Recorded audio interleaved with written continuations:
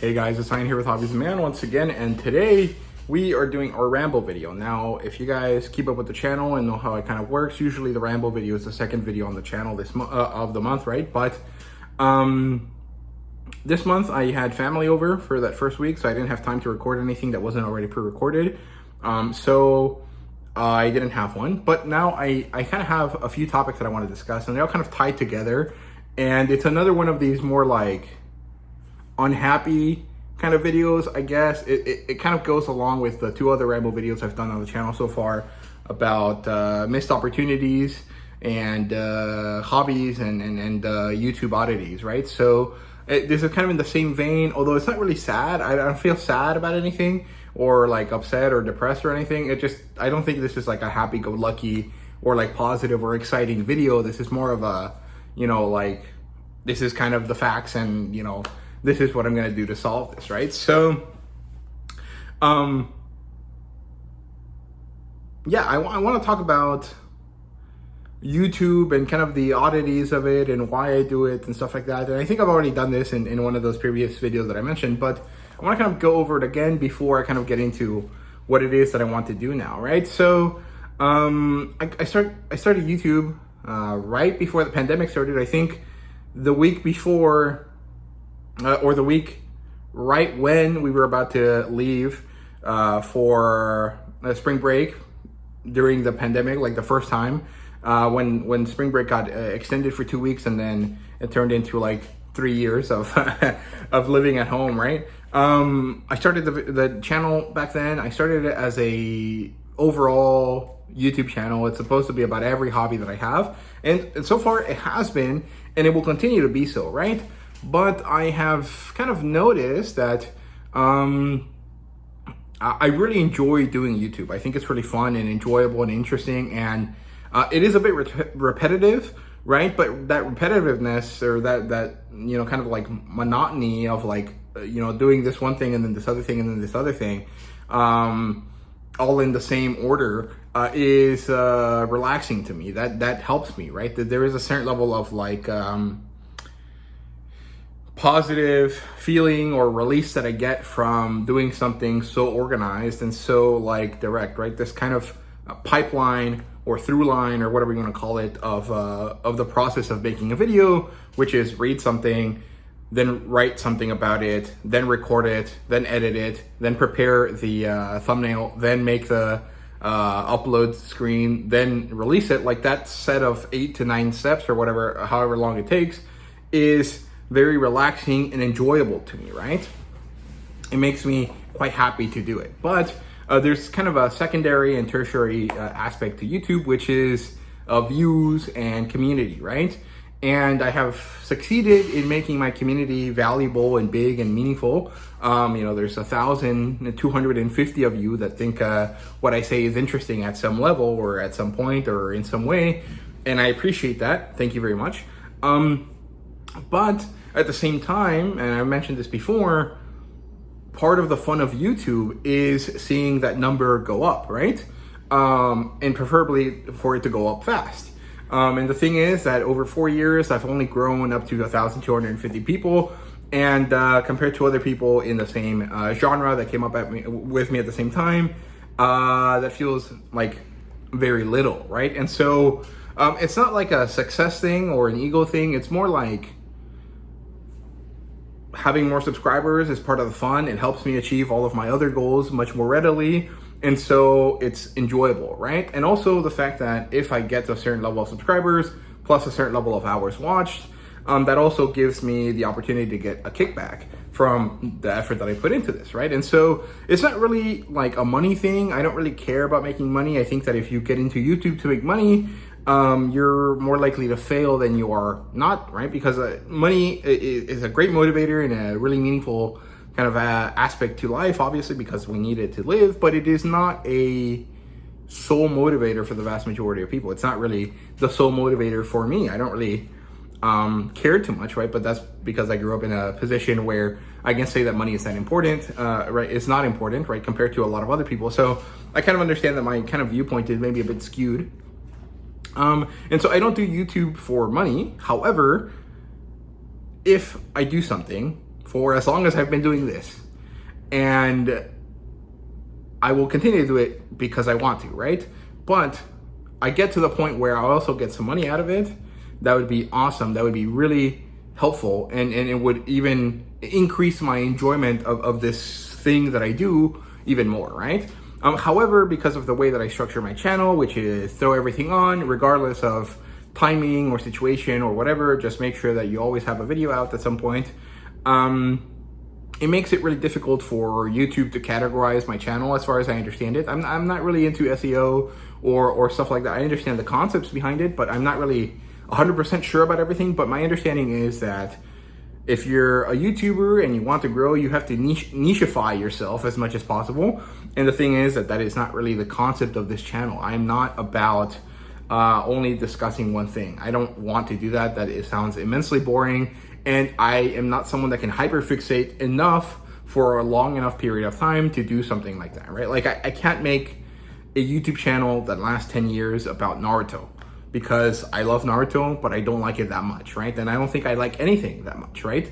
I mean, besides like collecting books, right? And reading them. But that is like not the same thing, because that's not a singular object or a singular IP or a singular whatever, right? This is like because of the nature of books and the type of variety that comes with books, because there's comic books, there's novels, there's light novels, there's short stories, there's, memoirs, there's like a billion types of things that you can call a book. That means that every time I buy one, I get something different out of it, right? And so the only reason why I can like hyperfixate on buying books and reading them is because every experience is different. That is not necessarily the case if I only made YouTube videos about One Piece, or only made YouTube videos about Blue Beetle or Calimán or, whatever, right? And so I can't do that. However, I can find a way to do both things that I want to do, right? To make a channel that will be much more friendly for YouTube to nicheify and pick and kind of push. And I can also have this broader whatever YouTube channel that I prefer, right? And so that's what I'm kind of getting at here, which is that I am going to launch a new channel. This is the point of this video. And I guess realizing this now, I think that this channel should have been like a happy channel, but I had to get through all of this before that, right? So the channel that I'm launching is called the Sword and Sorcery Book Club, right? And because of the title, you can assume that it's a book club kind of video. Like it's the same kind of system that I'm doing now, however, with a specific niche attached to it, right? A specific genre. And that genre is sword and sorcery or heroic fantasy or, whatever you want to call it, right? But mostly, I went with that title because I think it encompasses everything that I want to talk about on that channel much more easily, without confusion. Because I wanted to originally call it like the Pulp Fiction booktube channel or something like that, right? Like something that was about old school pulp fantasy. And I realized that most people think of Pulp Fiction as the movie from, was it Quentin Tarantino, right? I've never seen it, but I know that it's popular and I've seen scenes of it before. And so making my channel, associate with that sort of title would make it difficult for me to grow, I think. But also because I read enough sword and sorcery every month to really sustain a whole channel from, and also because I think that Conan the Barbarian comic books are going to continue to be great and awesome going forward. And I want to have a space where I can talk about that stuff directly, right? A place where that is the vast majority of what I talk about, right? And that will help me do two things, right? One, it will help me grow that channel more, make that community bigger, larger, faster, which is exciting. But it'll also help me not have to worry so much, or worry is the wrong word, but not have to think about the idea that, my channel is kind of stagnating constantly, right? Because that channel will probably experience pretty rapid growth initially, and then it'll stagnate eventually. But at that point, I think it'll be, probably surpass the channel that I have now. Is that guaranteed? No, not really. Is it likely? Maybe. It depends on how I handle it, right? And I think I will handle it kind of well after 4 years of doing this channel. I think I would be pretty good at making a new channel, right? But so I want to do that new channel. I want to do the Sword and Sorcery Book Club. However, I don't want to like force myself to do it beyond a certain period of time. So I think I only will do it until December or until the Blackstone Conan comic book ends or something like that. It should be like until around December, right? And in December, I will decide, what to do. It'll be kind of annoying to have to deal with two channels, right? So I'm not sure that I want to do that, but I think it's probably the best way to go about this. And so I will be launching that channel Sunday. I'll have a video up, maybe 2 or 3 videos up on that channel. That channel already has all of my Conan and Robert E. Howard and related stuff over there, or linked to from there, right? So this is still on the Hobbies of a Man channel. It's just also going to be shown on the main page for Sword and Sorcery Book Club. And starting with the next issue of Conan, everything that is Conan related will be going over there, right? And hopefully that'll mean that that community will grow more direct and specifically. And from there, I'll be able to use the fact that I have this other channel to cross promote between the two and hopefully grow both of them at the same time. The only issue that I kind of foresee here is that there's quite a few things that aren't sword and sorcery, but are kind of tied to it in some way, right? Like, so sword and sorcery is a specific genre, right? And there's another genre, heroic fantasy, that is exactly the same, but for some reason is called something different. And so that kind of ties in too, right? But then there's things that are not really that similar, but that still kind of fall in that same kind of category, right? Like, all of the Robert E. Howard stories that I read and review will go on the channel, but most of them are not actually sword and sorcery. Quite a few of them are Westerns. Quite a few of them are kind of like Cthulhu mythos type stuff. Some of them are historical fiction stories and stuff like that, right? Sword and sandal stories. And there's other creators that are associated with Robert E. Howard that are not really sword and sorcery authors, right? Michael Moorcock is, right? Carl Edgar Wagner is as well, but Edgar Rice Burroughs is not really a sword and sorcery writer. He's like a sword and planet or planetary romance writer and a men's adventure writer, right? So does Tarzan go on that channel or does it go here? I still haven't really decided that. I think that for now I will be keeping Tarzan stuff here and move anything that relates to John Carter of Mars and his more space adventure type stuff over on that channel. I'm not really sure how to handle that yet. I will probably ask the people that watch that channel what their, what the choice for them would be. So that's kind of the one thing I kind of foresee being a bit of an issue is deciding, okay, I have this review, I have this thing that I want to talk about, where do I put it? And that's not really that big of an issue, but it's one that's going to cause me some distress, right? It'll be like, oh crap, I don't know what to do. But I think that even if I didn't buy anything new, I have a ridiculous amount of stuff that can go on that channel, right? I have nearly all of the Robert E. Howard library from Del Rey.